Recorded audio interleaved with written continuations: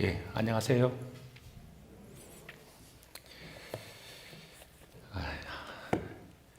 우리 그 옆에 계신 형제 자매들과 반갑게 인사 나누겠습니다. 사랑합니다. 사랑합니다.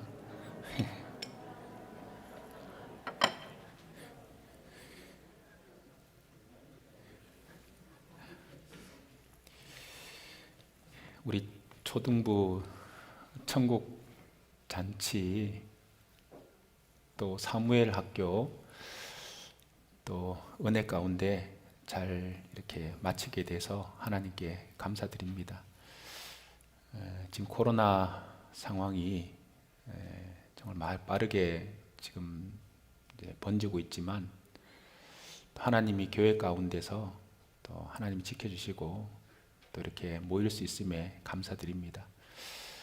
오늘도 참으로 참 유익된 귀한 시간 됐으면 좋겠습니다. 잠깐 기도하겠습니다. 우리를 사랑하시는 우리 아버지 하나님, 주님의 보배로운 피로 구속함을 받은 믿음의 형제 자매들, 또 이렇게 주님의 이름으로 한자리에 또 모였습니다. 역사의 마지막 때를 또 살아가는 저희들, 또 주님의 특별한 사랑과 또 보호 가운데, 또 하나님의 도움 가운데 또 살고 있음에 감사를 아버지 하나님께만 돌립니다. 모든 생사화복을 또 주장하시며 역사를 참으로 역사의 모든 그 수레바퀴를 또 인도해 가시는 주님 앞에 우리가 하나님의 자녀로 또 특별한 또 은혜 가운데 하루하루 살고 있음에 감사를 드립니다. 우리가 하루 동안 또 무슨 일이 날지 알 수 없는 이런 상황 속이지만 또 하나님께서 모든 것을 허락하시면은 하나님의 선하신 뜻과 계획이 있음을 믿고 또 주님을 의지합니다. 참으로 저희 믿음의 형제 자매들 가정마다 하나님 함께 하시고 또 항상 하나님께서 좋은 것으로 늘 채워주시고 또 하나님 앞에 또 섰을 때 또 칭찬받는 우리 모두가 되기를 간절히 원합니다. 또 코로나의 또 위협으로부터 주님께서 또 늘 막아주시는 주님, 또 오늘 있을 모든 또 말씀과 또 모임 가운데도 하나님 함께 하시고 또 우리가 어려운 가운데 또 이렇게 모였사오매 더 간절한 마음으로 하나님의 말씀을 들을 수 있는 귀를 열어주시고 또 마음을 열어주셔서 하나님의 음성으로 들을 수 있도록 도와주시옵소서. 또 병중에 있는 우리 형제 자매들 하루빨리 건강을 회복시켜 주시고 또 여러 가지 경제적으로 어려움을 겪고 있는 또 형제 자매님들 일일이 함께 하셔서 참으로 주님께서 늘 또 먹을 것, 입을 것, 또 삶에 필요한 모든 것들을 또 주님께서 채워주시옵기를 원합니다. 또 해외에서 수고하시는 모든 또 선교사님들 그 발걸음 또 인도하셔서 또 이 복음이 전 세계에 더욱 힘있게 증거될 수 있도록 도와주시옵소서. 또 저희 교회도 계획하고 있는 또 앞으로 있을 모든 또 낮집회, 대집회, 모든 또 복음을 전하는 그 모든 손길 위에 하나님 함께 하셔서 또 날마다 구원받는 또 역사를 더해 주시옵기를 원합니다. 오늘 주일 모든 말씀의 시종을 자비로운 주님의 손길에만 의지합니다. 주 성령께서 주장해 주시옵기를 원합니다. 우리를 구원해 주신 예수님 이름으로 기도드렸습니다. 아멘. 우리 구약 성경 열왕기하 4장을 찾겠습니다.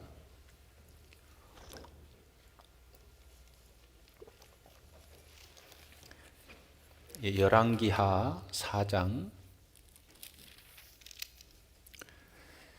8절부터 보겠습니다.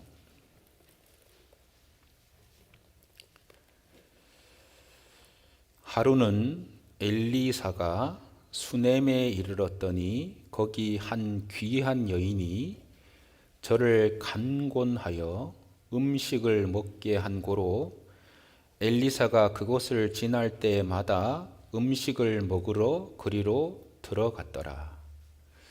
여인이 그 남편에게 이르되 항상 우리에게로 지나는 이 사람은 하나님의 거룩한 사람인 줄을 내가 아노니 우리가 저를 위하여 작은 방을 담 위에 짓고 침상과 책상과 의자와 촛대를 진설하사이다. 저가 우리에게 이르면 거기 유하리이다 하였더라. 하루는 엘리사가 거기 이르러 그 방에 들어가서 누웠더니 자기 사환 게하시에게 이르되 이 수넴 여인을 불러오라. 곧 부름에 여인이 그 앞에 선지라. 13절은 같이 한번 읽어보겠습니다. 엘리사가 자기 사환에게 이르되 너는 저에게 이르라. 내가 이같이 우리를 위하여 생각이 주밀하도다. 내가 너를 위하여 어떻게 하랴? 왕에게나 군대 장관에게 무슨 구할 것이 있느냐? 여인이 가로되 나는 내 백성 중에 거하나이다 하니라. 오늘 주제가 나는 내 백성 중에 거하나이다. 이 말씀을 우리가 좀 생각을 해보려고 오늘 이 본문 말씀을 찾았습니다. 엘리사라는 선지자가 활동하던 시대에 그 수넴 지역에 살고 있던 이름 없는 귀한 여인이 여기 등장을 합니다. 이 수넴 여인의 어떤 마음과 또 보는 눈, 또 그 여인의 삶의 태도를 통해서 또 하나님이 어떻게 역사하셨는지를 통해서 우리가 이 구약에 기록된 모든 인물들은 우리 교훈을 위해서 하나님께서 또 기록하셨고 또 우리 신약 시대에 지금 우리 시대에 또 이 여인이 우리에게 하는 큰 교훈을 우리는 마음에 좀 이렇게 새기는 시간이 됐으면 좋겠습니다. 열왕기하 4장에는 엘리사가 행한 4번의 기적이 기록되어 있는 장입니다.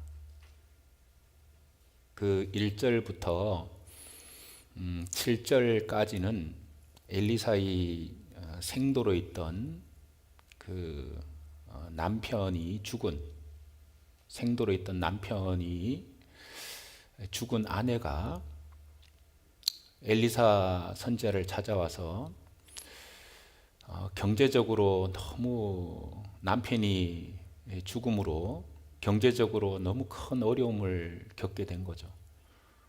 그래서 많은 빚을 지게 되고 자기 2 아들을 종으로 이제 빚 때문에 종으로 팔리게 된 그런 어려움을 엘리사에게 얘기를 하죠.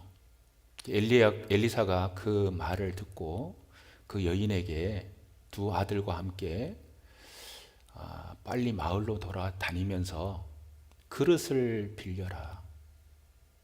그리고 너에게 있는 것이 무엇이냐? 기름 한 병, 병에 기름이 조금 있는데, 그럼 네 빨리 가서 동네에 다니면서 그릇을 빌려와라. 그래서 이제 부지런히 이제 그릇을 이제 빌렸을 겁니다.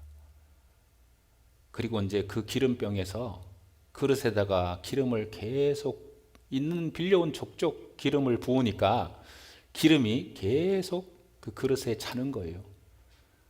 그래서 이 여인이 아들에게 이제 그릇 더 없느냐 하니까 그릇이 없습니다 하니까 이제 기름이 이제 그쳤다. 그래서 그 기름을 팔아서 빚을 갚고 너희 나머지로 생활하라, 이런 기적을 이제 베푸셨고요. 이제 2번째 기적은 우리가 읽었던 이 수넴 여인에 대한 얘기입니다.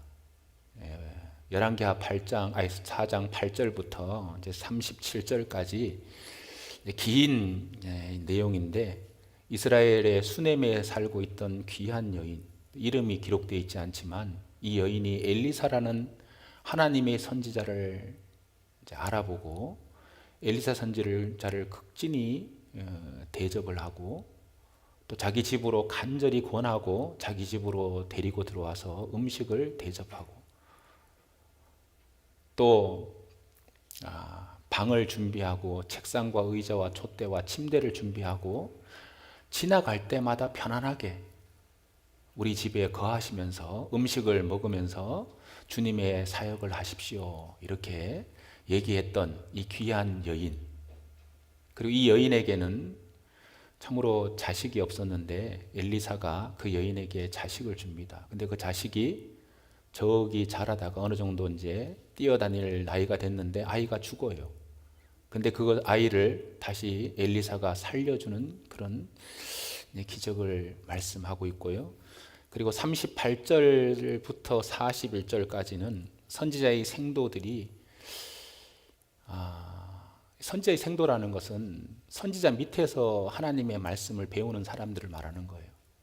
선지자의 생도들이 흉년이 왔어요. 그 지역에.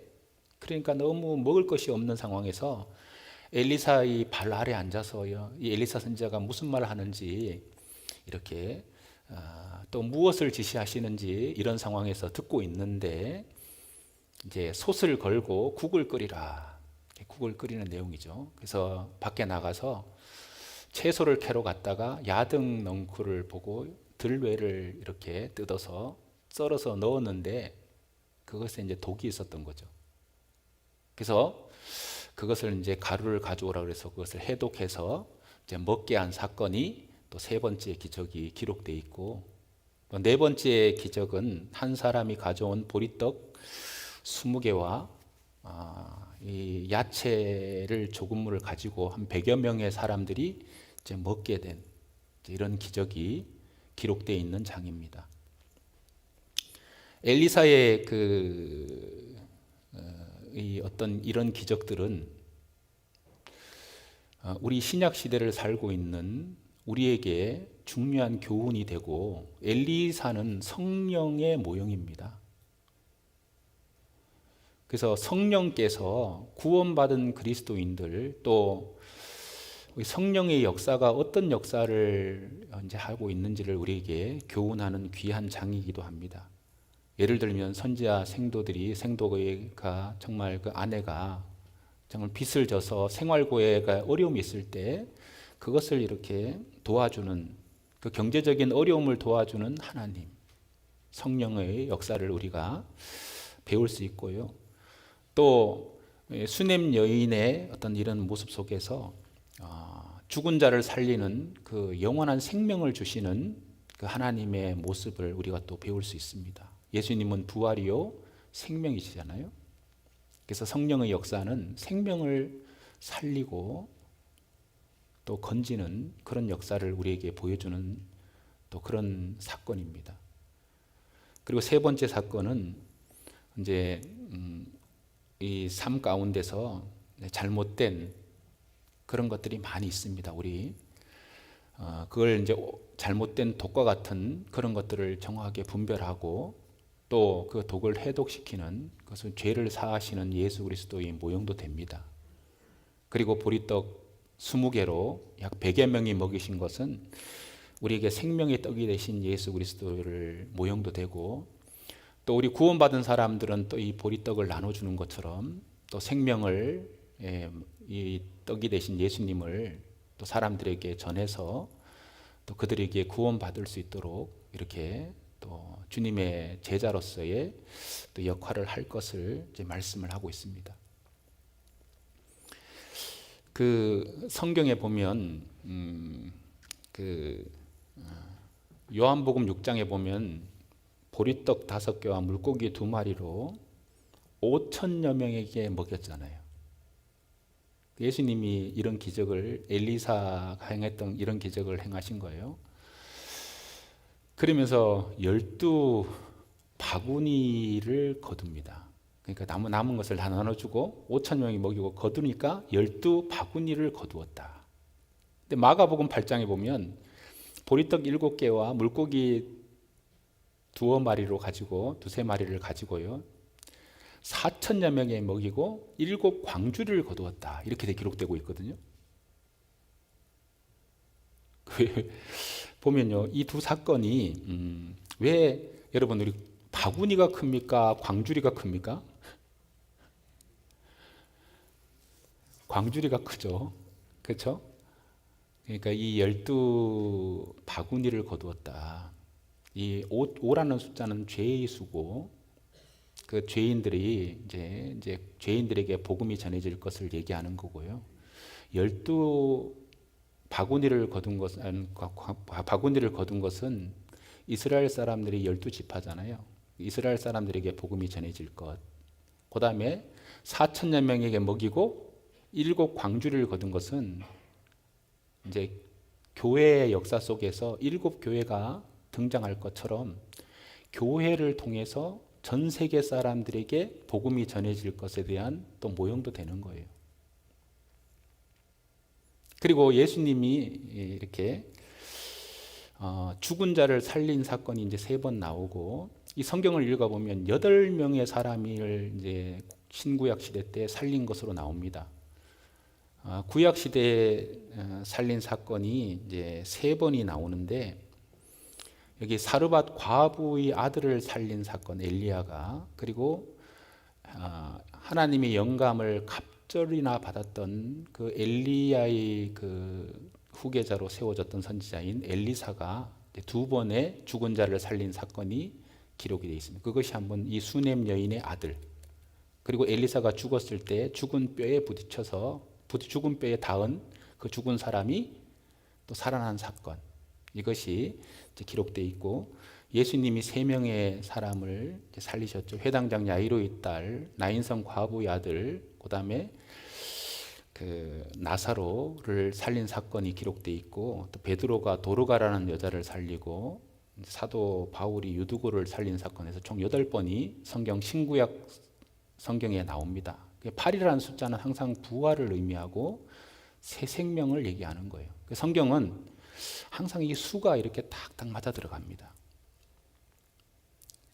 그래서 이 성경 속에서 오늘은 2번째 사건, 이 수넴 여인에 관한 사건을 잠깐 우리가 생각을 해보고 교훈을 받아야 되겠는데요.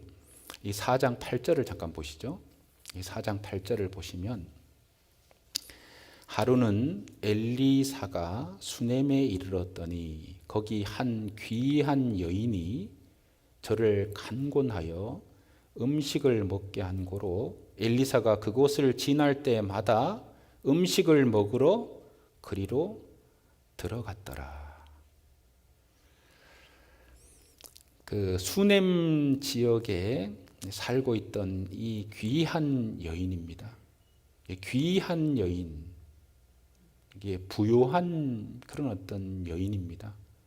그리고 아주 고상한 품위가 있는, 몸가짐이 아주 높고 훌륭한 그런 여인이었다고, 이렇게 원어적인 표현은 그렇게 되어 있습니다. 근데 이 수넴 여인이 이 많은 그 사람들이 수넴에 살고 있었을 건데 이 엘리사를 잘 알아보지 못했어요. 근데 이 수넴 여인은 하나님의 선지자 엘리사를 이렇게 알아본 거죠. 하나님의 일을 하고 있다는 것을 알아보고 그를 위해서 별도의 방을 준비하고 또 여러 가지 편하게 쉴 수 있는 모든 여건을 이렇게 마련해주고, 또 이게 간곤하여 음식을 먹게 했다. 이 간곤이라는 것은 간절히 권해서 이렇게 집에 와서 쉴 수 있도록 이렇게 권했던 여인입니다. 근데 이 여인이 왜 이런 일을 할 수 있었냐면, 이 여인은 주변에 있는 많은 지역에 있는 사람들하고 다른 눈을 가지고 있었어요. 그 눈이 무슨 눈일까요? 하나님의 선지자를 알아본 눈이에요. 그리고 이분이 얼마나 귀한 일을 하는지를 알아본 거죠. 그래서 이 여인이 그 선지자를 알아봤다는 것이, 이것이 참 이게 놀라운 그 복된 눈을 가지고 있는 거예요. 지금도 하나님의 선지자, 우리 보면 예수 그리스도는 선지자요, 또 제사장이고 왕과 같은 삼중 직분을 하고 있어요. 성령께서 지금요 일을 하고 있는 거예요. 그리고 성령의 역사를 볼 수 있는 그 눈이 진짜 복된 눈입니다.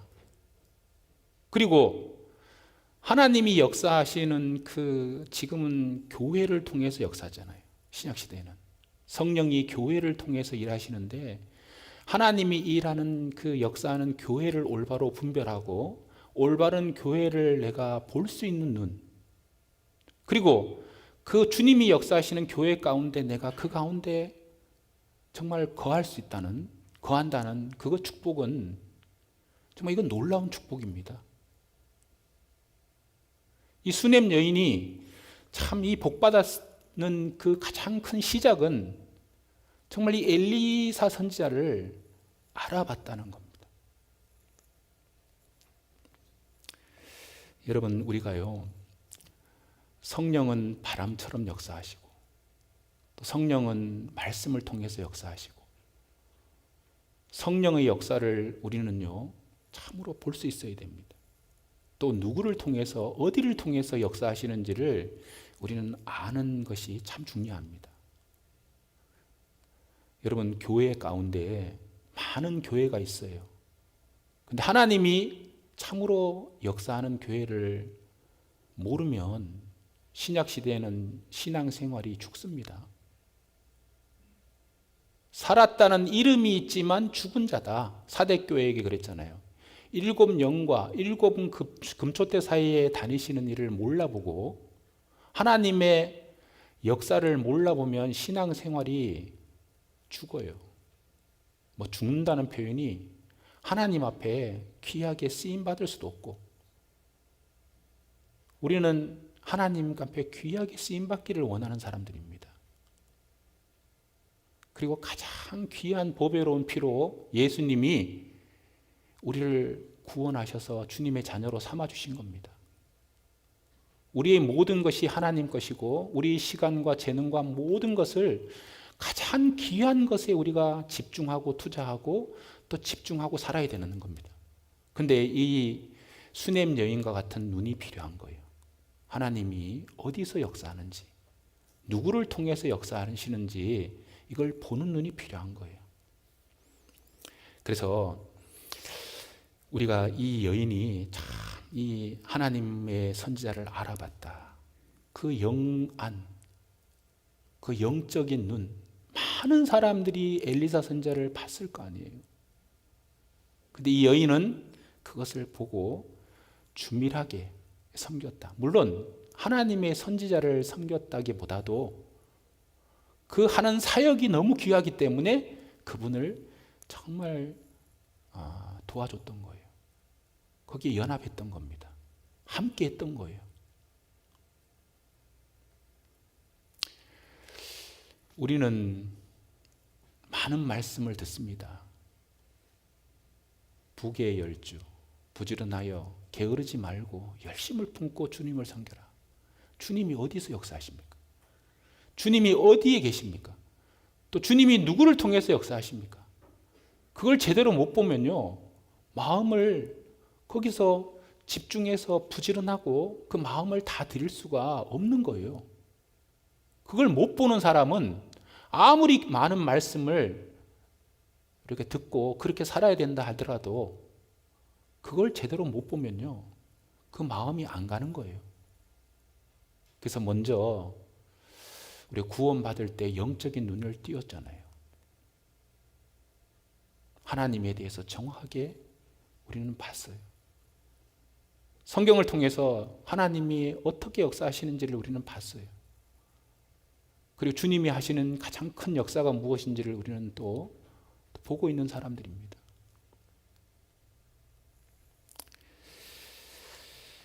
그래서 이 수넴 여인은 이 선지자를 잘 대접함으로 선지자의 상을 받았습니다. 마태복음 10장에 보면 선지자의 이름으로 선지자를 영접하는 자는 선지자의 상을 받을 것이요, 의인의 이름으로 의인을 영접하는 자는 의인의 상을 받을 것이라.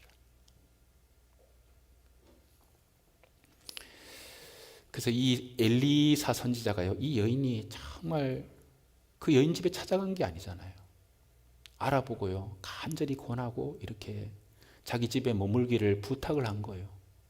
근데 엘리사는 그곳을 지날 때마다 편안하게 음식을 먹고 그 집을, 그 방을 드나들면서 일회성으로 그렇게 한 게 아니고 계속 반복적으로 편한 마음으로 머무르면서 정말 가족과 같은 그런 친밀함을 가지면서 그 여인과 함께 거했던 거예요.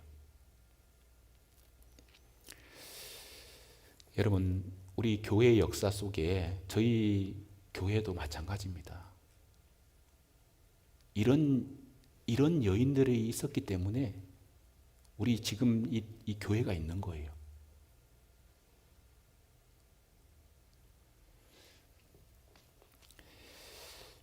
우리가 알다시피 지역교회가 세워질 때 이 수넴 여인 같은 그런 어떤 받쳐진 한 가정 한 가정이 를 통해서 지역교회가 세워졌고 지금 전국에 220개 이상의 교회가 세워진 거예요. 실제적으로. 우리 예를 들면 빌립보 교회는 어떻게 생겼습니까? 루디아라는 여자가 구원받고 자기 집으로 강권해서 유하라고 하고 그 집을 개방함으로써 빌립보 교회가 시작됐고, 그리고 그 교회를 통해서 주변에 많은 영혼들이 구원을 받게 된 거예요. 고린도 지역에도 브리스길라와 아굴라라는 가정이 받쳐져서 그 가정을 통해서 엄청난 역사가 일어났던 겁니다. 저도 처음 구원받고요, 가정교회에서부터 신앙생활을 배웠던 사람입니다. 그 가정을 개방했던 분들의 수고를 알아요. 토요일마다 있잖아요. 서울에서 말씀을 전하시는 분이 내려오는데 가정에서 머물어요. 그러면 하루끼 방을 제공하고 식사를 대접하고, 그러면 그냥 있는 게 아니에요. 주변에 있는 형제자매를 다 또 와요. 그럼 그 돈을 우리가 교회에서 돈을 주는 게 아니에요. 그 집에서 전부 다 대접해줘요. 근데 그것이 하루가 한 주가 아닙니다. 매주 오는 거예요.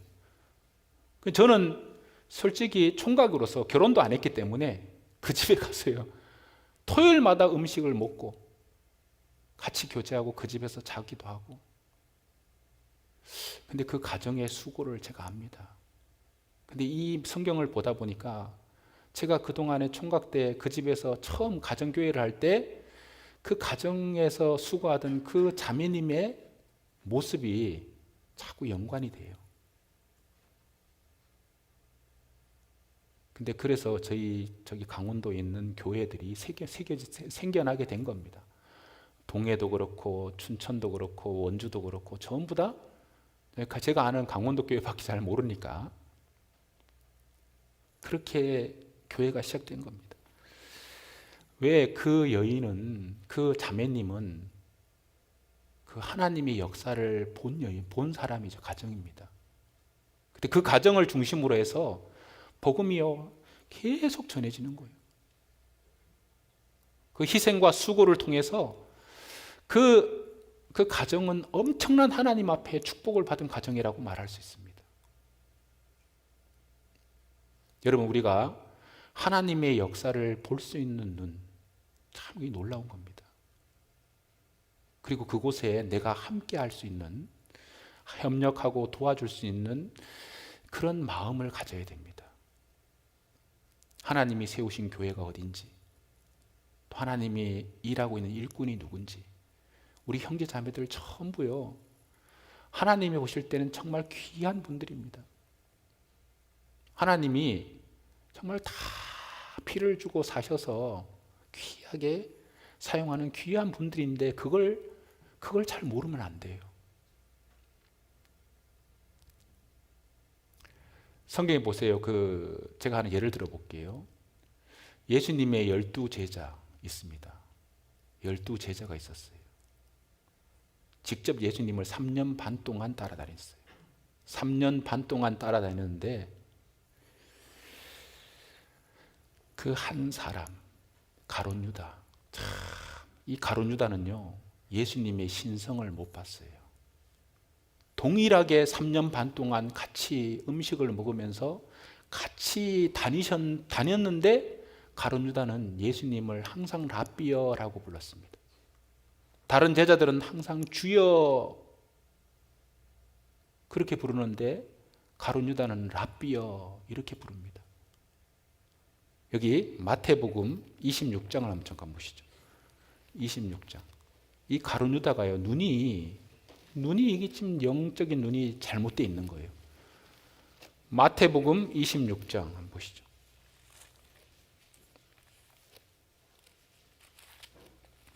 마태복음 26장 20절 보시겠습니다. 이거 잘 보세요. 26장 20절. 저물매 예수께서 12 제자와 함께 앉으셨더니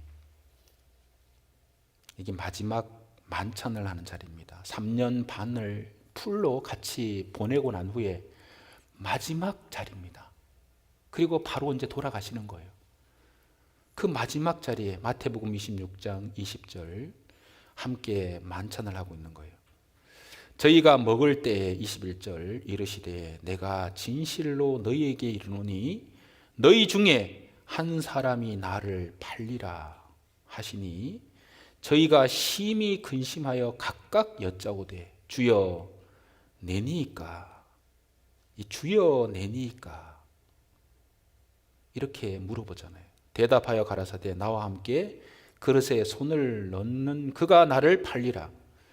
인자가 자기에게 대하여 기록된 대로 가거니와 인자를 파는 그 사람에게는 화가 있으리로다. 그 사람은 차라리 나지 아니하였다면 제게 좋을 뻔하였느니라.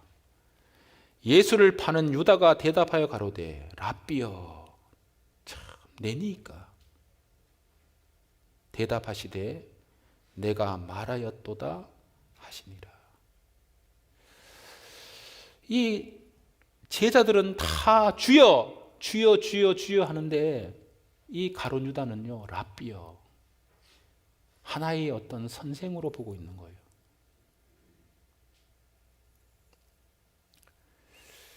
여러분, 우리가요 주님을 모시고 살아가는 거예요. 그리고 주님의 역사를 실제적으로 우리는 보고 따라가야 됩니다.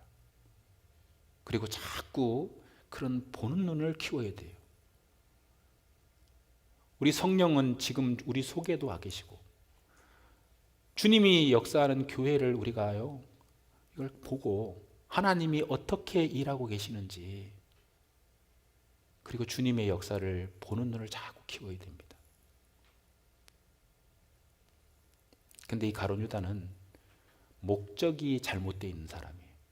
저는 도적입니다. 재물에 마음이 딱 빼앗겨 있으니까 주님의 그 신령한 신성을 보지 못했던 거예요.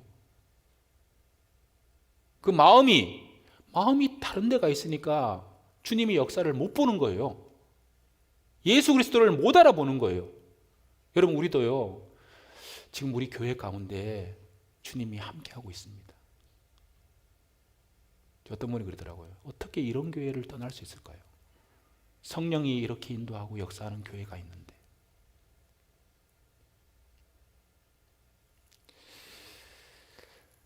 여러분, 우리가요 이걸 자꾸 생각해 봐야 돼. 나는 정말 올바른 교회라고 정말 믿고 있고 성령이 역사하는 교회라고 정말 내가 믿고 있느냐, 그리고 그렇게 보고 있느냐 이 말이에요. 그리고 하나님이 지금 우리 교회를 통해서, 우리 형제 자매를 통해서 하나님이 귀한 역사를 이루고 있다는 것을 볼 수 있는 그 눈이 정말 귀한 눈입니다. 귀한 눈이에요. 엘리 제사장 당시에요, 엘리 제사장은 성경에 기록되기는 엘리는 눈이 어두워 잘 보지 못했다고 되어 있는데, 이 눈이 무슨 눈일까요? 나이를 많이 먹어서 못 본다고 하는 걸까요? 하나님이 그 이상을 못 봤다고 되어 있거든요. 근데 소년 사무엘이 본 거예요. 하나님의 제사장이라고 하는 엘리는 못 봤어요. 못 봤습니다. 근데 어린 사무엘은 들었고 봤던 거예요.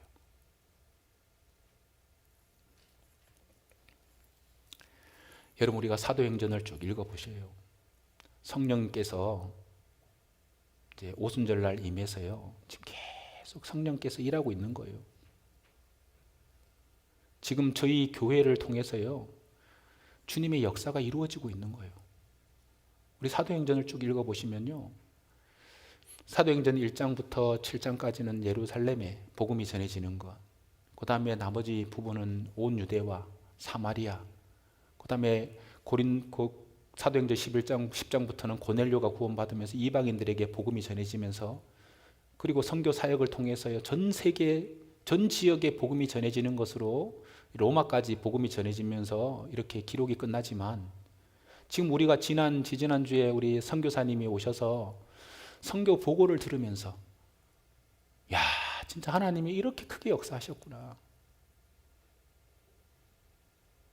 이렇게 전 세계 많은 지역에 지금 복음이 전해지고, 우리가 지금 사도행전과 똑같은 그런 역사 가운데 있는 거예요. 그런데 그것을 자꾸 못 보는 거죠.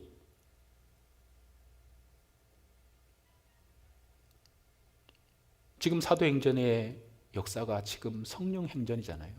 성령의 역사가 계속 되고 있는 걸 우리는 선교 보고를 들으면서, 야, 하나님이 이방 지역에 많은 역사를 하셨구나, 이걸 보고를 들으면서 예루살렘 교회가 또 알게 된 거, 같이 기뻐하고 하나님의 역사를 보고 정말 같이 정말 기뻐하고 즐거워하는 그런 내용들이 기록이 쭉 나오잖아요. 지금 우리도 똑같은 지금 그런 역사를 지금 보고 있는 겁니다. 듣고 있는 거예요.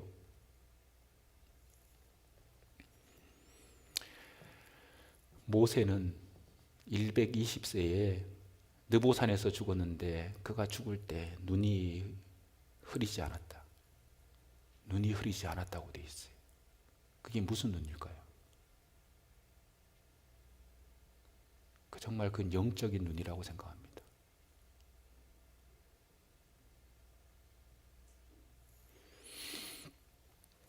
그 성경에 보면 에베소서 1장 18절에 너희 마음의 눈을 밝히사, 마음 눈을 밝히사, 그리고 그의 힘의 강령으로 역사하심을 따라,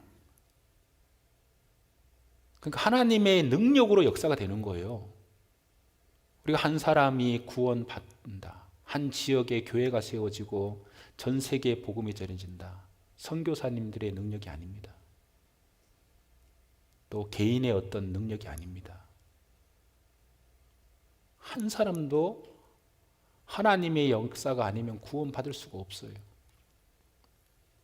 그래서 그런 것을 우리가 마음에 자꾸 이렇게 생각해 봐야 돼요. 내가 정말 올바르게 교회를 보고 있느냐, 이 수냄 여인같이 정말 거기에 내가 마음을 두고 있느냐, 그리고 그 역사 가운데 내가 함께하고 있느냐, 이게 참 중요한 거예요.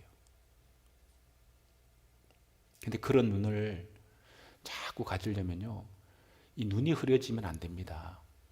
마음에 죄악을 품으면, 그 다음에 마음에 용서 못하는 죄가 있으면 눈이 어두워진다고 되어 있잖아요. 또 마음을 하나님께 드리지 않으면 그걸 제대로 못 봐요. 엉뚱한 데 마음이 뺏겨 있으면 하나님 신령한 것을 못 봅니다. 그래서 너희는 깨어 있으라, 정신 차리고 있으라.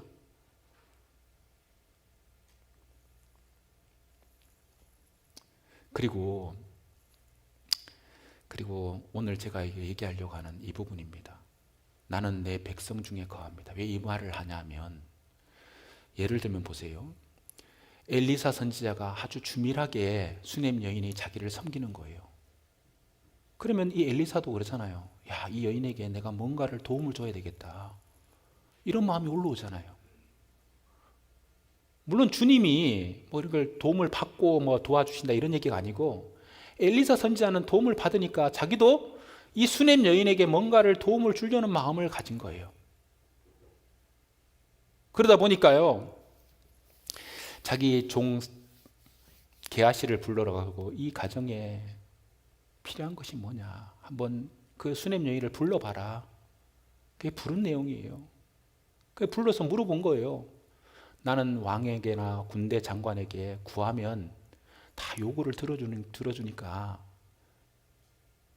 그 수냄 여인에게 물어본 거예요. 뭐 필요한 거 있느냐? 내가 왕에게 구하면 다 들어주니까 너 구하고 있는 거 필요한 거 있으면 얘기해봐라. 이렇게 얘기하니까 이 여인이 한 말입니다. 나는 내 백성 중에 거하나이다. 이 꼭 동문서답 같잖아요. 동문서답 같잖아요. 뭐 필요한 게 있느냐라고 하니까 나는 내 백성 중에 거합니다. 이게 무슨 말일까요? 우리 여기 한번 열왕기하 4장 한번 다시 돌아가 보시죠. 열왕기하 4장.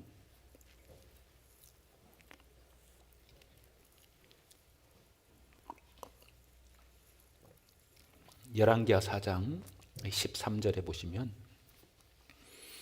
엘리사가 자기 사환에게 이르되 너는 저에게 이르라 내가 이같이 우리를 위하여 생각이 주밀하도다. 그러니까 이 마음을 다해서 정말 이 섬기는 걸 본 겁니다. 주밀하다는 것이 그런 뜻입니다. 내가 너를 위하여 어떻게 하랴? 왕에게나 군대 장관에게 무슨 구할 것이 있느냐? 그렇게 물어본 거예요. 여인이 가로되 나는 내 백성 중에 거하나이다 하니라. 참, 이 백성 중에 나는 거합니다. 이 여인은 이 대답의 의미는 뭐냐면 나는 지금 뭐 부족한 거 없습니다. 나는 지금으로서 그냥 만족합니다. 나는 하나님의 백성 가운데 지금 거하고 있으면서 살고 있으니까 나는 이것으로 충분합니다. 나는 더 필요한 것이 없습니다. 이렇게 얘기하는 거예요. 여러분 우리가요 구원받고 난 후에 내 백성이 어디입니까? 신약시대에 하나님의 백성이 어디예요? 구원받은 세상에서 빼어낸 무리가 교회잖아요. 여러분 구원받은 형제 자매들이 함께 하는 그 교회 가운데서 하나님의 도움을 받고 하나님의 성령의 인도를 받고 하나님의 역사에 함께하며 그 알고 그 역사를 보면서 함께 협력하고 그 하는 것으로 나는 만족합니다. 정말 이걸 읽어보면요 참 이 여인의 마음이 참 아주 순수한 마음, 대접한 것이 뭘 바라고 대접한 것도 아니라는 걸 알 수 있는 거예요. 그 선지자를 대접할 때 뭘 바랐겠어요? 나는 그냥 순수한 마음으로 그렇게 하는 겁니다. 나는 지금 만족합니다. 이런 거예요. 근데 이 여인의 모습 속에서 뭘 느낄 수 있냐면 우리가 이제 하나님은 우리 영혼의 아버지잖아요. 그럼 교회는 어머니와 같은 곳입니다. 신약 시대의 어머니가 어디입니까? 교회입니다. 하나님은 우리 아버지, 교회는 우리의 영혼의 어머니입니다. 그 수냄 여인이 그 백성 중에 거한다. 나는 교회 가운데 거하니까 부족함이 없습니다. 나는 만족합니다. 나는 어머님의 품 안에 있는 어린아이처럼 나는 모든 것이 부족함이 없는 그런 상황 속에 있습니다. 이렇게 고백하는 것과 똑같습니다. 다윗이 그랬잖아요. 시편 131편에 보면 여호와여 내 마음이 교만치 아니하고 내 눈이 높지 아니하오며 내가 큰 일과 미치지 못한 일 기이한 일을 힘쓰지 아니하나이다. 실로 내 마음이 심령으로 고요하고 평안하기를 젖된 아이가 어미 품에 있음 같게 하였나니 내 중심이 젖된 아이와 같도다. 이 다윗이요 정말 어미 품에 있는 젖된 아이 같은 그런 마음으로 나는 지금요 만족합니다. 여러분 우리 구원받은 그리스도인들은 하나님이 세우신 교회, 또 하나님이 구원해서 세상 가운데 빼어낸 무리 가운데 있는 교회, 그 가운데서는 모든 좋은 것들이 다 있고 하나님이 우리 구원받은 각 사람을 죽을 때까지 가장 선한 길로 인도해 주신다는 것을 우리는 믿고 있는 사람들입니다. 그러면 우리도 어머니 품에 있는 아이처럼 젖된 아이, 원래 이스라엘 사람들은 젖을요 10몇 살까지 젖을 빤다 그럽니다.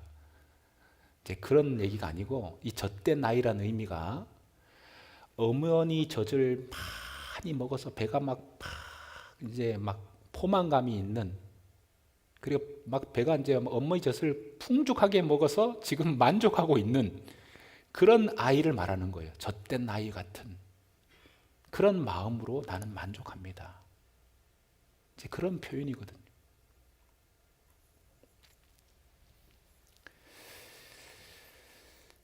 여러분, 우리가요, 우리 교회 안에 내가 정말 하나님이 역사하는 교회 가운데 온전히 거하고 있다. 그리고 그 가운데 정말 보호받고 있고 또 하나님의 도움을 받고 있고 인도를 받고 있다는 것처럼 세상에 복된 것이 없는 거예요. 저는 성경을 보다 보니까요, 이런 게 있잖아요. 창세기 1장에 보면 1절에 태초에 하나님이 천지를 창조하시니라 그랬잖아요.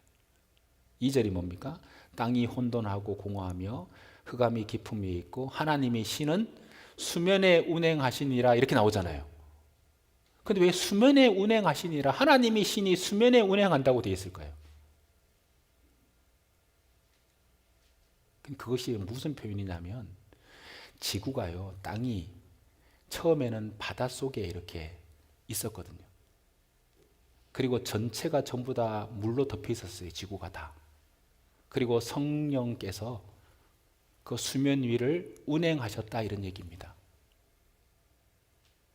그럼 이게 무슨 표현이냐면 우리 아이가 태어날 때의 모습이에요.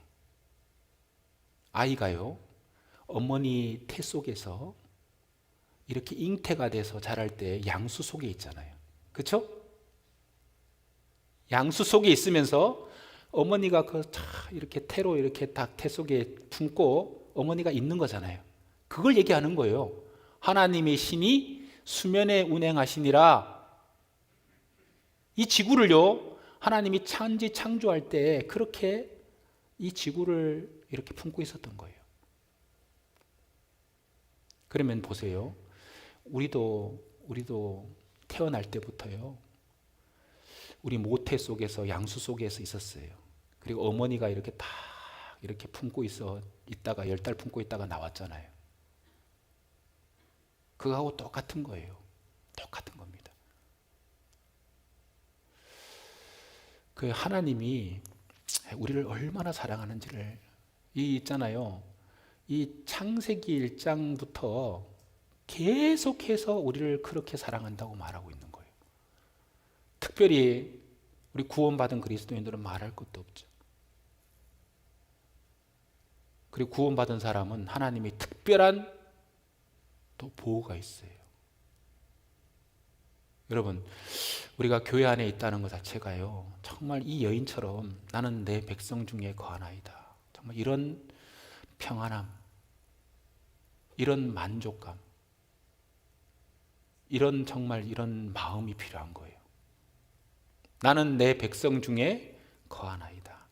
세상 사람들은 무엇으로 만족합니까? 세상 사람들의 만족과 우리 그리스도인들의 만족은 분명히 다릅니다. 달라요. 여기 우리 시편, 시편 17편을 잠깐 보시죠. 17편.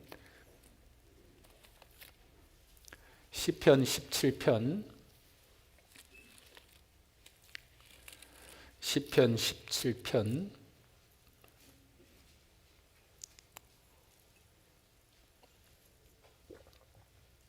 14절 보시겠습니다.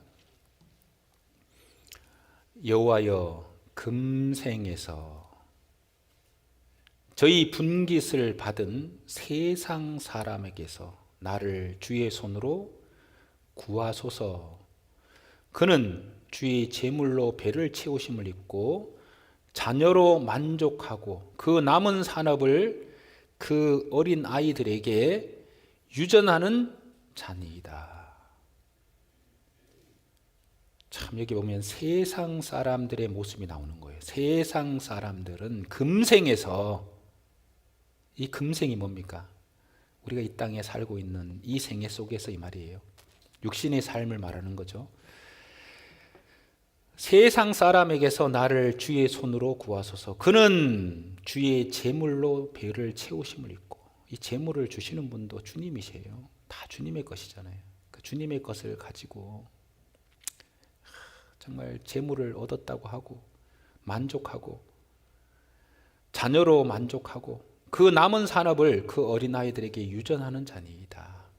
그러니까 잘 먹고 잘 살고 재물을 늘리고 자녀를 잘 키워서 세상적으로 이렇게 유명한 사람 만들려고 하고 그리고 자녀들에게 유산을 상속하고 이것으로 만족하는 거예요. 이것이 세상 사람들이고 우리 구원받은 사람은 다르다 이 말이에요. 여기 15절 이 다윗의 마음입니다. 나는 의로운 중에 주의 얼굴을 보리니 깰 때에 주의 형상으로 만족하리이다.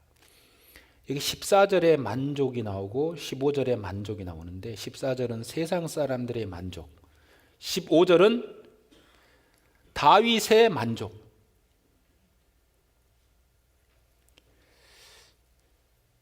다르잖아요. 나는 다윗은 의로운 중에 주의 얼굴을 보리니. 왜 의로운 삶을 살려고 할까요? 주의 얼굴을 본다는 소망이 있고 주님의 얼굴을 잠시 후에 보고 주님 앞에 선다는 것을 생각하는 거예요. 그 주님 앞에 정말 부끄럽지 않게 살려고 하는 거예요. 나는 의로운 중에 주의 얼굴을 보고 싶은 소망을 가지고 있는 거예요. 주님은 외모만 보는 게 아니고 우리의 중심을 보시니까 마음 중심으로 하나님 앞에 정말 깨끗하고 또 의롭게 살려고 하는 사람들이 우리 그리스도인입니다. 나는 의로운 중에 주의 얼굴을 보리니 깰 때에 주님 오시면 우리가 이 육신을 깹니다. 부활할 때 이 말이에요. 주님의 형상으로 만족하리이다.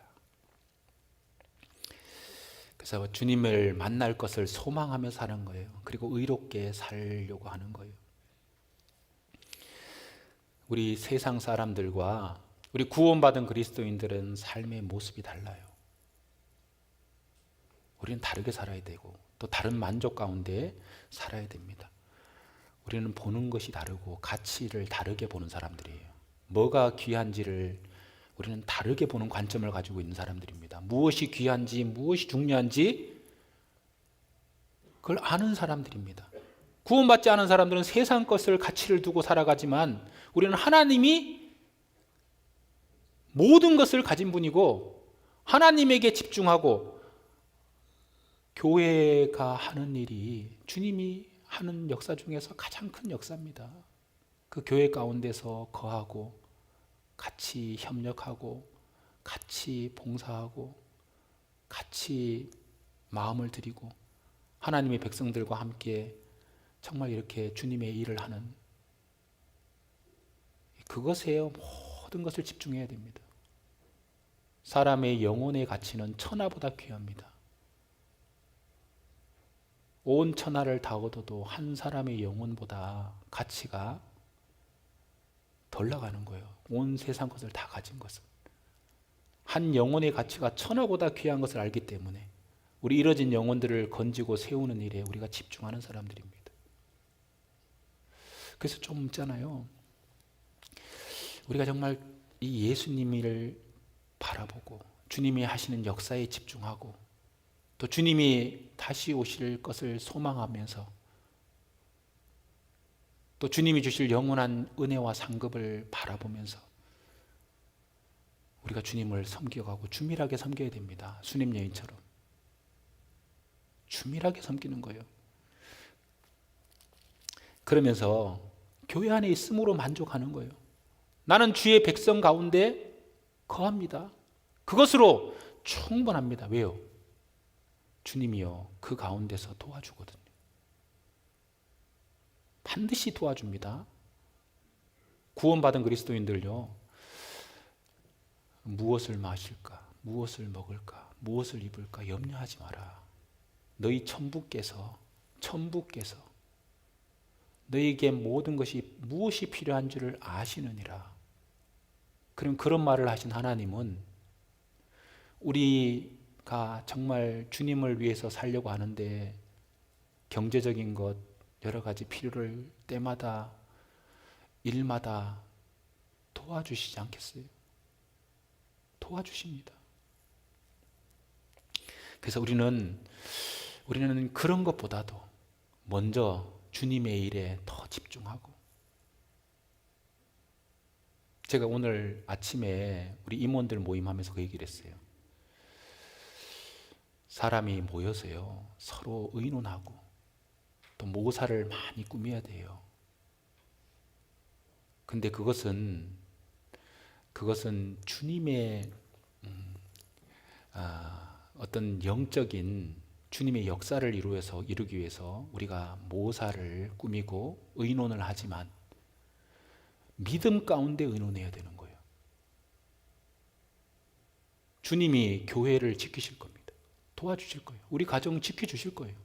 주님의 일을 하는 한 반드시 도와주신다. 지켜주신다. 그리고 우리가 세상 사람들과 다른 모습으로 우리는 바라보고 하나님을 개입시키고 우리는 더 용기를 내야 돼요. 하나님이 분명히 도와주시고, 그리고 그런 의논을 하자 이 말이에요. 세상 사람들과 똑같은 그런 의논 말고 하나님이 반드시 도와주시고 지켜주신다고 하셨으니까 싸울라를 위하여 마병을 예비하거니와 이기면 여호와께로서 말미암느니라. 우리 이런 상황 속에서 하나님이 우리에게 원하는 것이 무엇인지, 하나님이 원하시는 뜻이 무엇인지를 생각하고, 그리고 그 일을 하는 한 하나님이 반드시 우리 생명도 지켜주시고 우리 가정도 지켜주시고 또 우리가 도와주니까 더 용기를 한번 내봅시다. 그런 거죠. 우리가 세상 사람들끼리 모여서요, 지금 코로나 상황인데 참 어려운데 모이는 것을 대면 교제 어렵다. 모이지 말고, 그러면 하나님이 여기서 지켜주시는 것을 어떻게 우리가 체험할 수 있겠으며, 하나님이 함께하는 것을 어떻게 우리가 경험할 수 있겠어요? 물론 조심해야 되죠. 제가 그런 말은 KF94 이상 마스크 쓰세요. 덴탈 마스크 쓰지 마시고요. KF94 마스크 꼭 쓰시고요. 그러니까 좀 조심을 하면서 우리 하나님이 도와주실 겁니다. 그래서 우리가 집중할 걸 집중하자 이런 얘기입니다. 좀 집중하고, 그리고 주님의 백성 가운데 거하는 한 하나님이 반드시 귀한 역사를 이루실 겁니다. 이런 어떤 마음이 필요하다. 우리 시편 여기 65편을 보시겠습니다. 65편 4절. 65편 4절.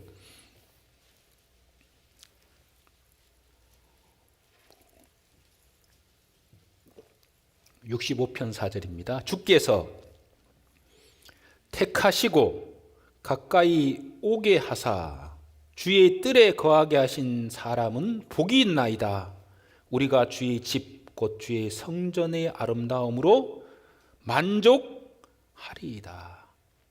여기 3절에 보면 우리 죄가를 주께서 사하시리이다. 죄를 사하시고 주께서 택하시고 가까이 오게 하사, 누굽니까?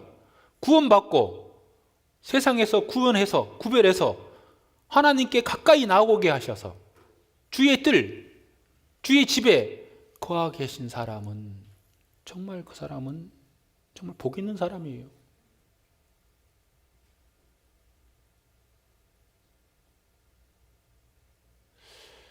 우리가 12정탐꾼, 가나안 땅을 정탐했던 12정탐꾼들은 보는 눈이 달랐잖아요. 하나님을 딱 개입시키면 모든 것들이 풀리게 돼 있는 거예요. 근데 하나님을 딱 배제한 10명의 다수를 따라갈 게 아닙니다. 믿음은 다수결이 아니에요. 우리는 하나님의 지혜, 하나님의 모사가 필요한 거지. 세상 사람들이 얘기하는 그런 것들이 필요한 게 아니다, 이런 얘기입니다. 여러분, 주의 궁정에서 한 날이 다른 곳에서 첫날보다 낫다. 시편 84편 한번 보시죠. 84편 10절.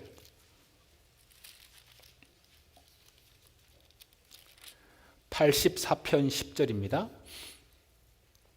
주의 궁정에서 한 날이 다른 곳에서 첫날보다 나은즉. 이거 비교를 했으니까 이거 잘 우리도 생각해 보셔요. 이게 비교를 하면서 우리도 정말 이런 마음이냐 이 말이에요. 주의 궁정에서 하루를 주님 안에서 보내는 것이 다른 곳에서 첫날을 보내는 것보다 낫다.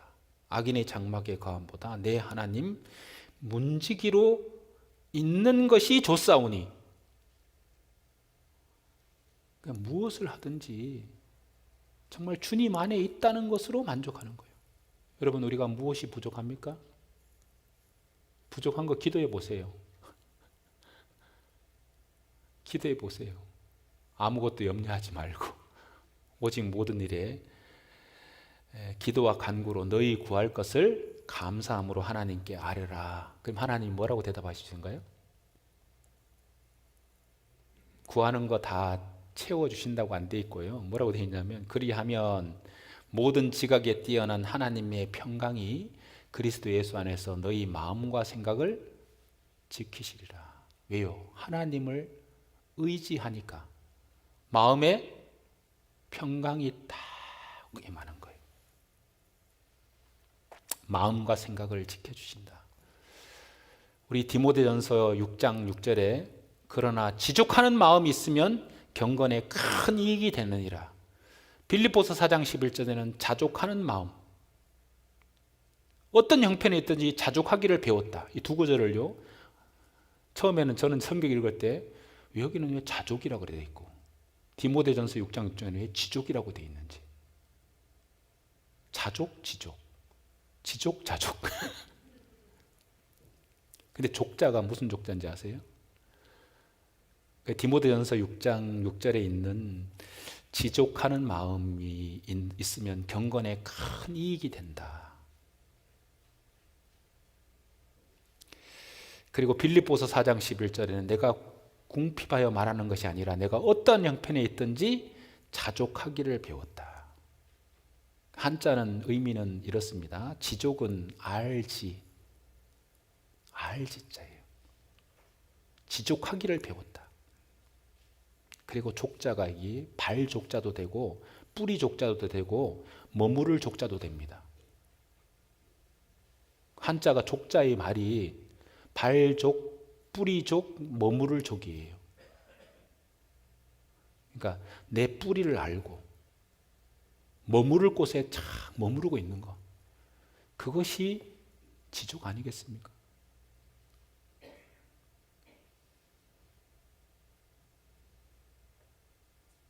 자족이라는 건 뭡니까? 스스로 자자에 스스로 또 이렇게 만족하는 거죠. 그러니까 우리가 나는 내 백성 중에 거합니다. 그게 이제 자족하는 마음, 지족하는 마음이라는 거예요. 지족하는 마음. 이 수넴 여인은 나는 모든 것으로 만족합니다. 여러분, 우리가 지금 외국에서 오는 선교사님들 얘기 들어보면 외국 사람들 참 살기 어렵습니다. 제가 미얀마를 가보면요, 미얀마를 제가 4번 가봤거든요. 이야, 진짜 너무 가난해요. 말할 수 없이 가난합니다. 냉장고가 어디 있어요? 냉장고 없어요. 그 사람들은 매일매일 너무 뜨겁기 때문에 보통 여름에는 40몇 도 계속 됩니다. 밤에도 더워요. 냉장고 꼭 필요하잖아요. 거의 운동화를 신고 다니는 사람 못 봤어요, 제가요. 시내 나가도 다 그냥 슬리퍼 신고 다녀요. 슬리퍼 신고 다녀요. 남녀노소 할 것 없이 전부 다 슬리퍼 신고 다닙니다. 그 나라 가면요. 운동화 신는 사람 보기 어려워요. 근데 있잖아요. 그 사람들은 매일 있잖아요. 아침마다 음식을 가서 장터는 매일 열려요. 그래서 아침에 가서요. 하루 먹을 것을 사요. 그래서요. 그거 요리해서 딱 먹으면요. 다음날 또 아침에 가서 그냥 매일 가서 하루하루 먹을 것을 준비하는 거예요.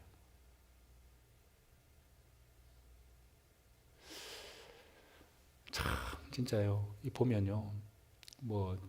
제가 전도 집회를 하는데 있잖아요. 예를 들면 이렇잖아요. 사람이 죽었다고 이렇게 하는 때 이 외형은 그대로 있지만 영혼이 빠져나간 것이 죽었잖아요. 그 얘기를 하면서 얘가 선풍기가 있더라고요. 선풍기 이렇게 있잖아요. 돌아가잖아요. 선풍기 코드를 딱 뽑으면은 죽잖아요. 서잖아요. 그랬거든요. 안 서더라고요. 그래서 내가 왜 이거 안 서지?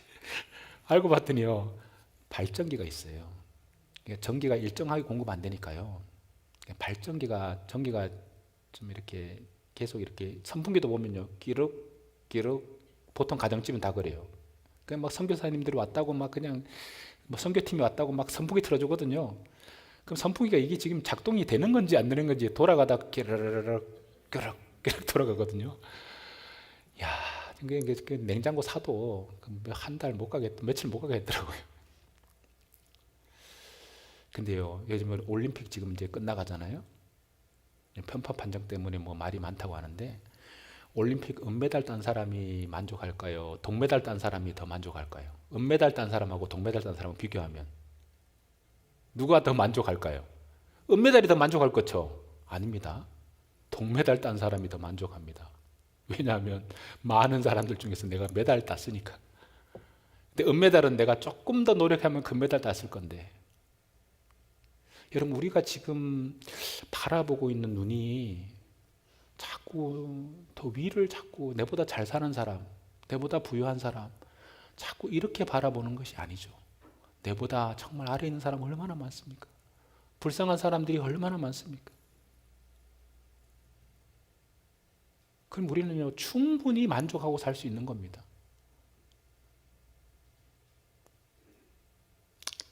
고린도후서 6장 9절에 보면 무명한 자 같으나 유명한 자요.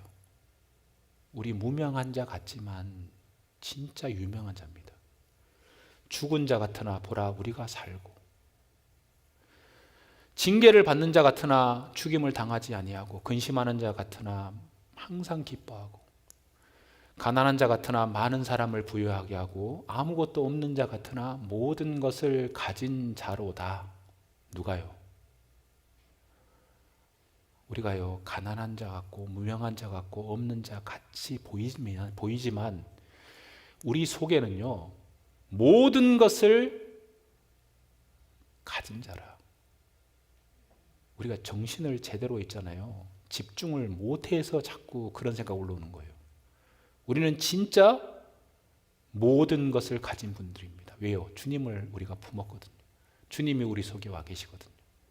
그리고 교회 안에 있다는 것 자체가 하나님의 특별한 보호를 받고 있는 겁니다. 이런 교회를 만난 것, 지금까지 교회 안에 있는 것, 그리고 함께하는 형제자매들이 있다는 것. 그래서요 우리가 잠언 18장 1절 잘 알잖아요. 한번 암송해 볼까요? 잠언 18장 1절. 무리에게서 스스로 나뉘는 자는 자기 소욕을 따르는 자라. 온갖 참 지혜를 배척하느니라. 여러분 떠나서는 안 되는 무리가 있는 거예요.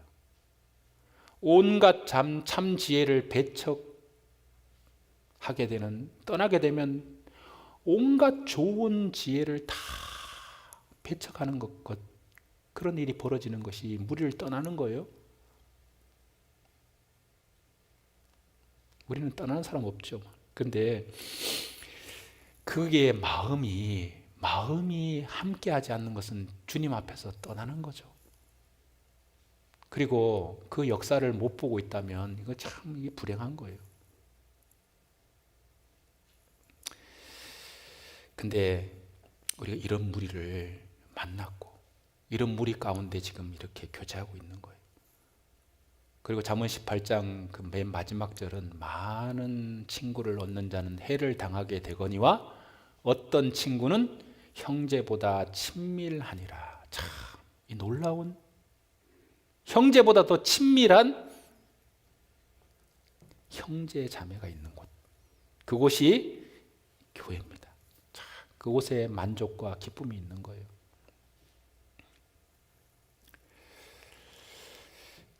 근데 이 여인을 귀한 여인이라고 했잖아요. 저는 이렇게 교훈 받아봤어요. 귀한 여인이라는 것이 이렇게 생각해 봤거든요.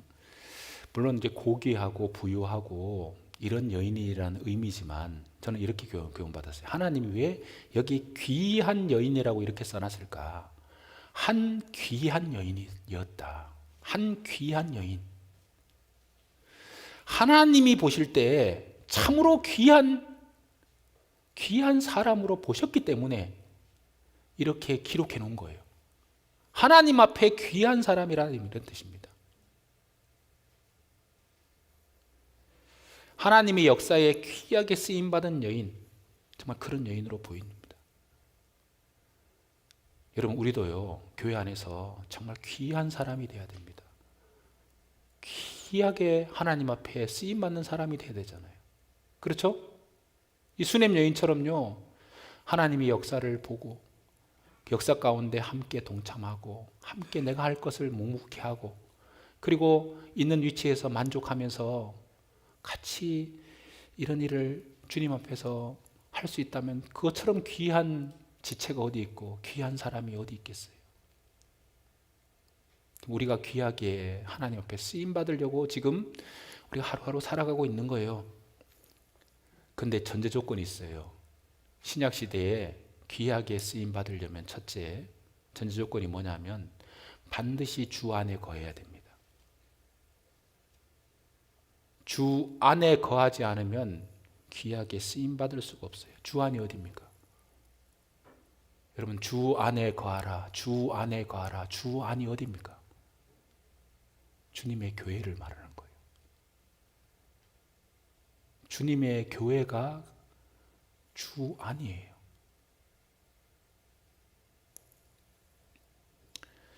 여기 에베소서 잠깐 보겠습니다. 에베소서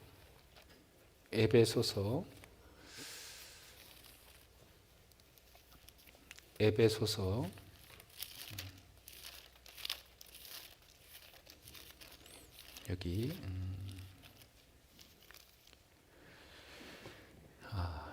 3장 20절 보겠습니다.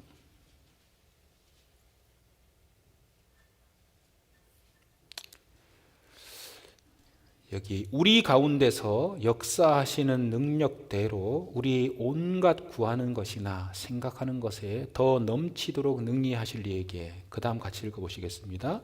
교회 안에서와 그리스도 예수 안에서 영광이 대대로 영원 무궁하기를 원하노라. 아멘. 교회 안에서와 그리스도 예수 안에서, 이게 같다 이런 얘기예요. 교회 안이 이코르 그리스도 예수 아니다 이런 얘기입니다. 그리고 그 안에 거해야지 귀하게 쓰임받는 거예요.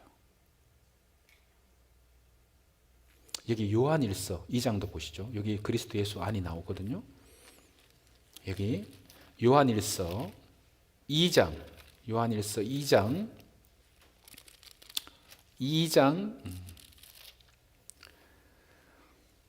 27절,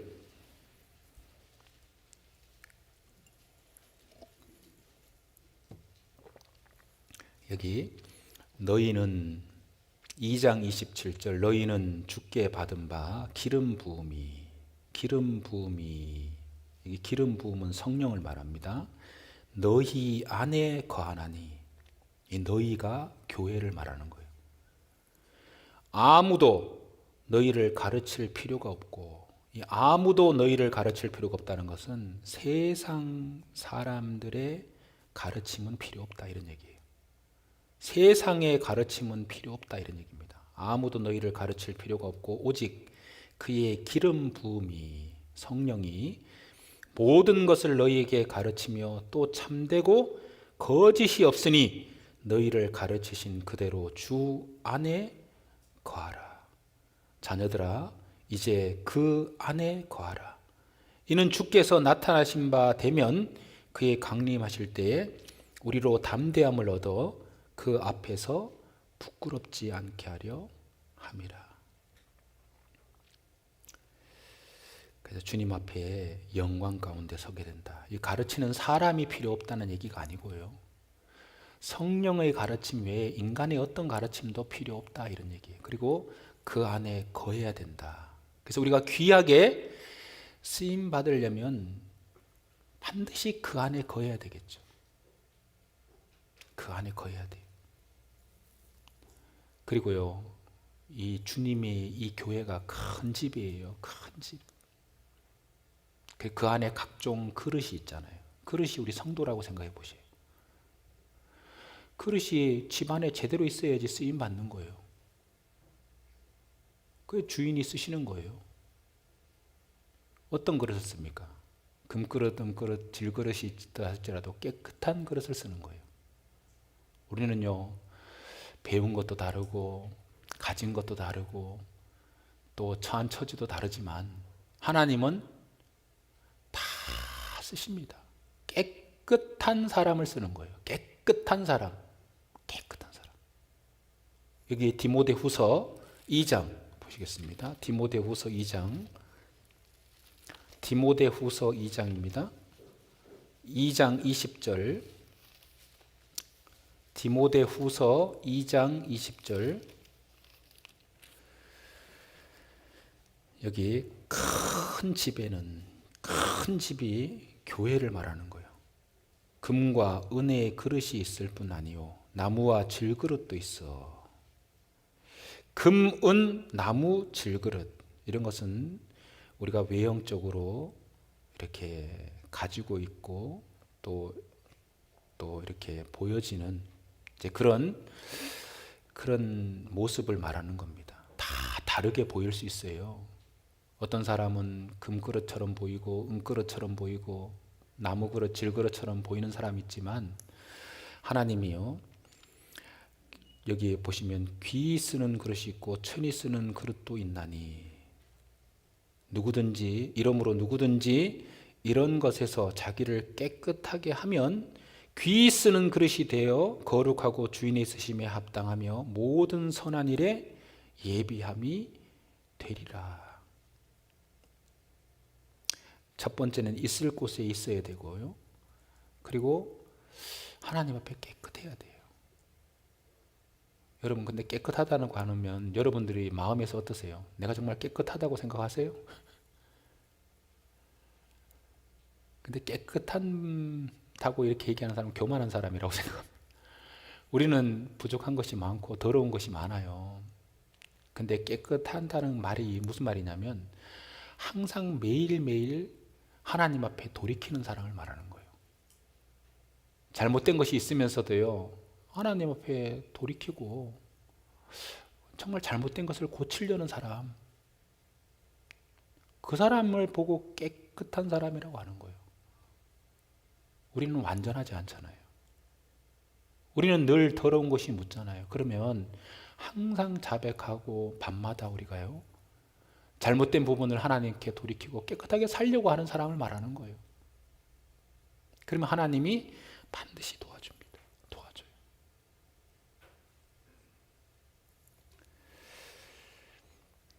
그리고 우리 그릇에다가 귀한 은혜들을 채워줍니다. 채워주시는 분은 주님이세요.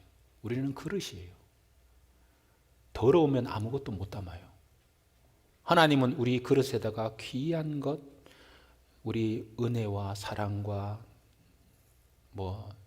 재물과 건강과 모든 것들을, 능력들을 채워주시는 분이 주님이시잖아요. 그래서 우리는 이 수냄 여인처럼 좀 이런 모습이 필요합니다. 그리고 여기 잠깐만 더 보면요, 이 수냄 여인 가정에 큰 어려움이 닥칩니다. 근데 알아보니까 자식이 없어요. 남편은 늙었다고 돼 있어요. 아마 생산 능력이, 남자로서의 어떤 아이를 놓을 수 있는 능력이 없는 남편을 둔 여인 같아요. 나이가 너무 많으니까. 아들을 주겠다고 합니다. 근데 이 엘리사가 그런 말을 했을 때 수냄 여인이 나를 속이지 마소서 이렇게 말한 것은 놀라서 하는 얘기입니다. 뭐 믿음이 없어서 하는 얘기 아니고 너무 놀란 얘기. 우리 예를 들면 사라에게 자식이 있다고 하니까요, 사라가 막 놀랐잖아요. 이제 그런 표현입니다. 근데 자식을 돌이 되면 내게 자식을 안을 것이다. 자식을 주잖아요. 근데 아이가 저기 자라다가 아이고 머리야, 아이고 머리야 하다가 아이가 죽어요. 근데 이 수냄 여인이 그 아이를 그 선지자의 그 늘 머물던 방 침대 위에 올려놓고요, 그 갈멜산으로 가서요, 엘리사 선지자에게 갑니다. 달려갑니다. 거기 가는데 사람들이 물어봐요. 왜 가려고 왔냐? 평안이다. 평안입니다. 평안입니다. 하고 가는 거예요. 자식이 죽었는데 무슨 평안이 있어요? 자식이 죽었는데 뭐가 평안이 있어요? 근데 평안입니다. 평안입니다 하고 가잖아요. 여기 열왕기하 4장 한번 보시죠. 열왕기하 4장. 열왕기하 4장.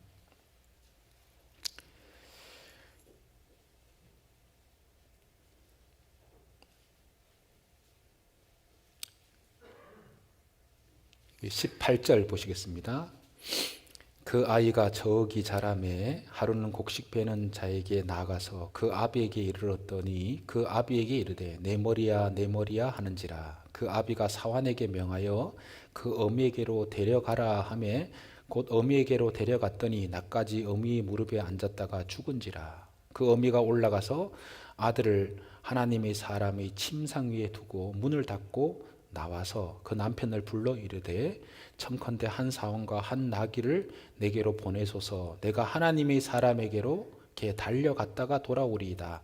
그 남편이 가로되 초하루도 아니요 안식일도 아니오늘 그대가 오늘날 어찌하여 저에게 나아가고자 하느뇨. 여인이 가로되 평안이니이다. 여기 26절에 보면 너는 달려가서 저를 맞아 이르기를 너는 평안하냐 내 남편이 평안하냐 아이가 평안하냐 하라 하였더니 여인이 대답하되 평안하다 하고, 그리고 하나님의 사람 엘리사의 앞에 가서 발을 다 붙잡는 거예요. 그래서 이 여인이 이런 모습을 통해서요, 그 이런 어려움 가운데서도 우리는요 2022년도에 많은 또 생각지도 못할 어려움들을 만날 수 있어요. 근데 나중에 엘리사 선지자를 통해서 이 아이를 살려주잖아요. 다시 또 아이도 살려주고, 또 나중에 기근이 들어서요 7년 동안 기근 들었을 때 다 먼 지역에 가서 나가 살으라고 하니까 또 살다가 돌아와서요 또 다시 또 다 돌려주거든요. 이 여인은 정말 하늘에 많은 것을 깨닫게 된 거예요. 아이를 다시 돌려받았죠. 다시 전지도 다 돌려받았죠. 그리고 이 아이가 살아나는 걸 통해서요 하나님의 어떤 그 부활의 능력도 보게 됐죠. 그래서 이 여인에게 많은 어려움이 이렇게 있는 거예요. 우리 구원받은 그리스도인들도 이런 여인 속에서도 이런 어려움이 있잖아요. 근데 우리가 이런 어려움 가운데 우리를 하나님이 뭔가 우리에게 귀한 것을 깨닫게 하고 주기 위해서 이런 것을 허락하신다는 것도 우리가 배우고 있잖아요. 우리를 연단하고 단련하고 마지막 때에 있잖아요. 정말 정금과 같은 믿음이 필요한 거예요. 우리 라오디게아 교회는요 미지근한 교회였어요. 뭐가 없냐면 연단된 금을 사라, 그리고 안약을 사라 그랬잖아요. 정말 우리가 이런 믿음이 필요한 거예요. 우리가 교회 안에 있으면서 여러 가지 일을 겪을 수 있어요. 어려움이 많이 겪을 수 있습니다. 근데요 나중에 보면요 하나님이 다 돌려주시잖아요. 다 귀한 것으로 다 갚아주잖아요. 시간이 없어서 제가 이 나머지 부분을 제가 이렇게 보면요 8장에 보면요 열왕기하 8장에 보면 다시 기근에 의해서요 멀리 갔다가 수넴 여인이 돌아올 때 자기 집이요 다 다른 사람의 이름으로 나라에 귀속돼 버렸어요.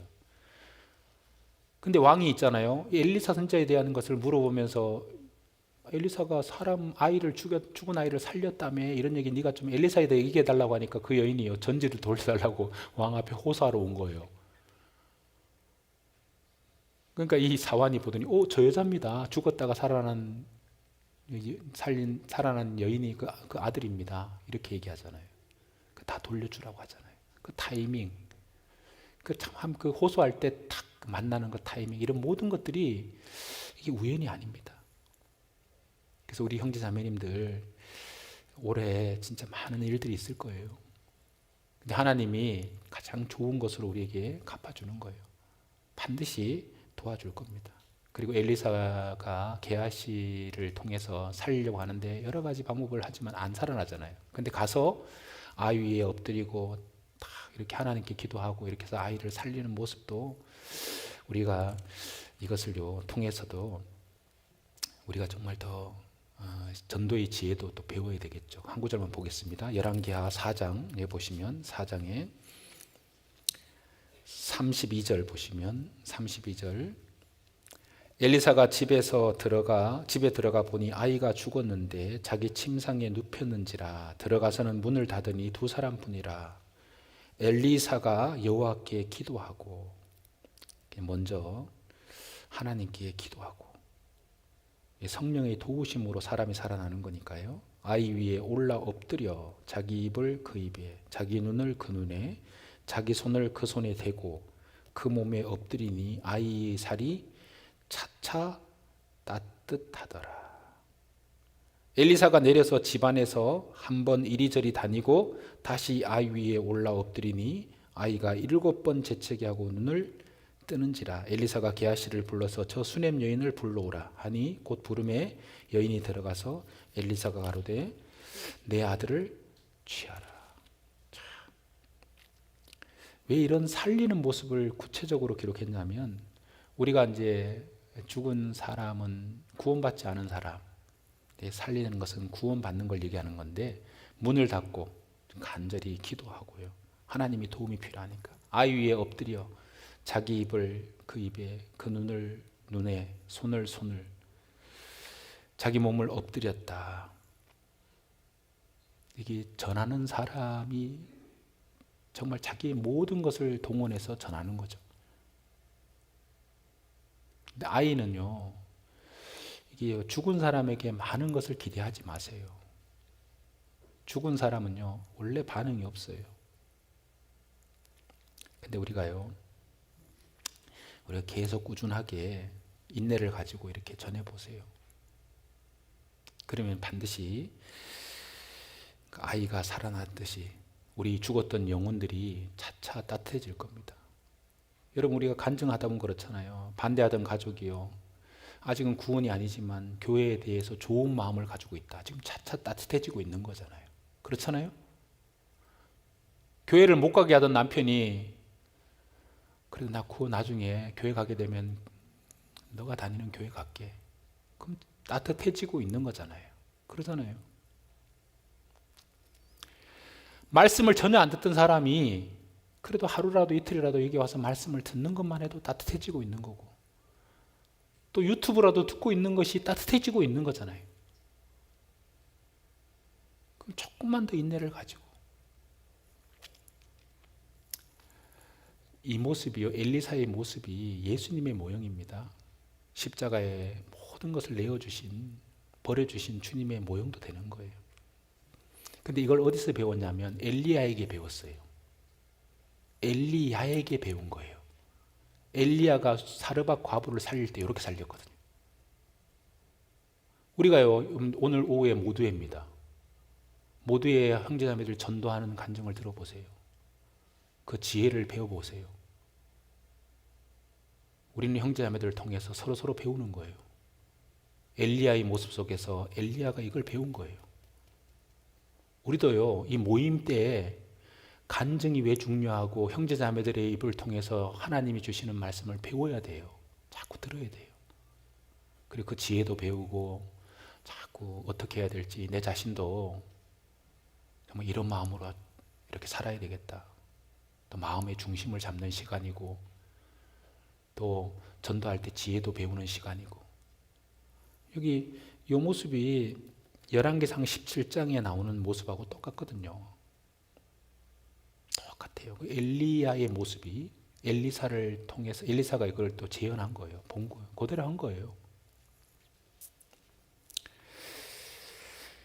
그래서 우리가 정말 우리가 주님의 일에 협력해야 됩니다. 혼자 할 수 있는 게 아니잖아요. 우리가 함께 정말 작은 일도 함께 같이 합시다. 기쁨도 같이 나누고 슬픔도 같이 나누고 레위 지파를 불러내서 하나님이 구별하셨는데 레위가 연합이라는 뜻이잖아요. 연합입니다. 우리는 하나님께 구별된 사람입니다. 연합해야 돼요. 저는 제가 이제 동해교회에 있을 때 교회당을 건축할 때 있잖아요. 교회당 부지를 사놨었어요. 근데 형제 자매들은요, 아유, 뭐 건축 우리가 돈이 어디 있냐, 뭐 못하겠다고 자꾸 막 차일피일 미루고 있었어요. 그랬더니 그 새 들어 사는데 그 집 주인이 3층에 살았었어요. 3층에 사는데 그 주인이 그러는 거예요. 어느 날 보니까 딸이 있잖아요. 딸이 한쪽 눈을 실명하게 된 거예요. 바로 점쟁이를 찾아가니까 2층에 교회당이 있어서 그렇대요. 그 조금 있다 보니까 아들이 가다가 교통사고 나서 다리가 있잖아요. 완전히 막 부서졌어요. 또 찾아갔더니 그 교회당을 빨리 안 내보내서 그렇대요. 그리고 하루아침에 있잖아요. 돈을 보증금을 들고 와가지고요. 교회당을 나가라는 거예요. 아니 보증 기간이 아직까지 1년 남았는데 나가래요. 무조건 나가래요. 막 필요 없대요. 나가래요. 막 잠그고 막 채우고.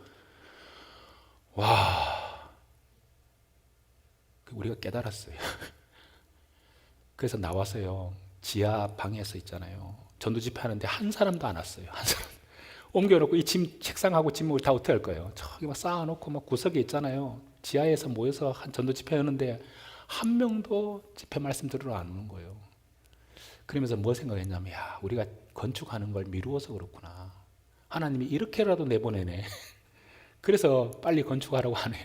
해가지고 동해교회당 건축한 거예요. 미루지 않고 건축한 거예요. 하나님이 어떻게 해서든지 이렇게 역사하더라고요. 우리 여기 있는 이 수냄 여인과 같은 가정이 지금 동해교회 봉사회장, 지금 집사님으로 계시는 가정인데, 제가 그 집에요.